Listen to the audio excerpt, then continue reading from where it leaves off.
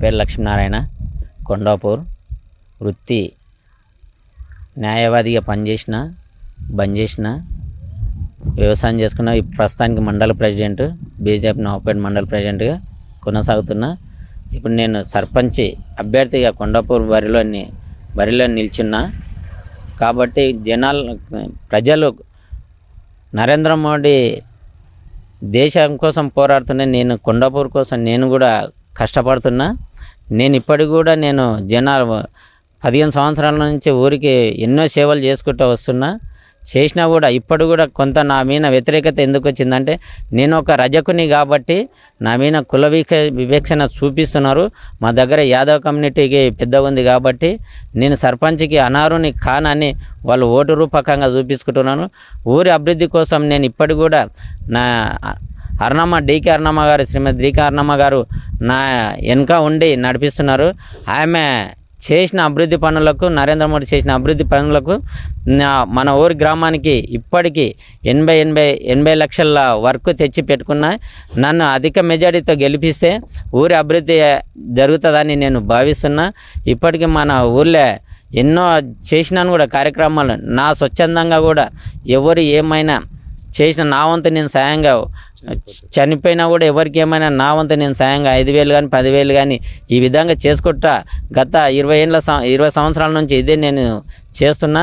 ఇప్పటికి పాటుపడుతున్నా, ఊరు కోసం పాటుపడ్డా. కాబట్టి నన్ను ఒక్కసారి ఆశీర్వదించి కొండాపూర్ ప్రజలు అధిక మెజారిటీతో గెలిపిస్తే ఊరి అభివృద్ధి పథకంలో నడిపించి మండల స్థాయి కాదు జిల్లా స్థాయిలో మంచి పేరు తెస్తానని ఈ పత్రికా సమావేశంగా విజ్ఞప్తి చేస్తూ కొన్ని ఒకటే ఇప్పటి కూడా స్టార్ట్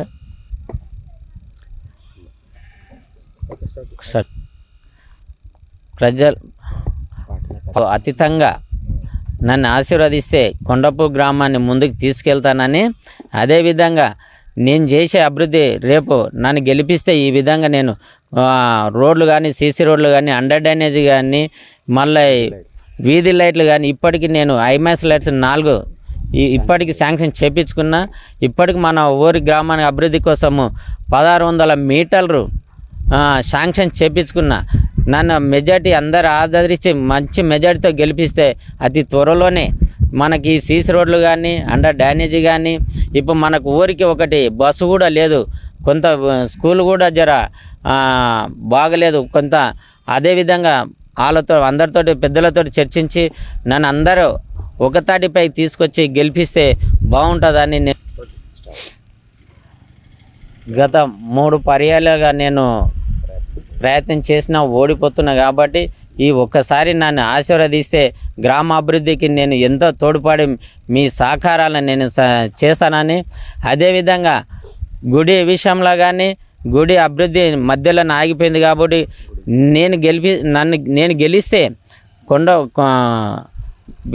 దేవాలయం కానీ, అదేవిధంగా మన స్కూల్ నుంచి ఎస్సీవాడ వరకు సీసీ రోడ్డు 800 మీటర్ల సీసీ రోడ్డు 32 lakhs కేంద్ర ప్రభుత్వ నిధులతోటి ఇప్పటి కూడా మనకు ఎస్సీవాడ నుంచి స్కూల్ వరకు 800 మీటర్లు శాంక్షన్ చేయించుకున్నా.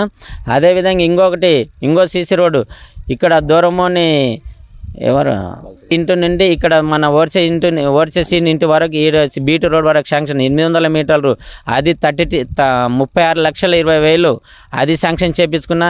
4 ఐమాక్స్ లైట్స్ శాంక్షన్ చేయించిన. ఊరి అభివృద్ధి కోసం నాకు ఒక్కసారి అవకాశం ఇస్తే ఇదే విధంగా ఇంకా చేసే చాలా పనులు ఉన్నాయి.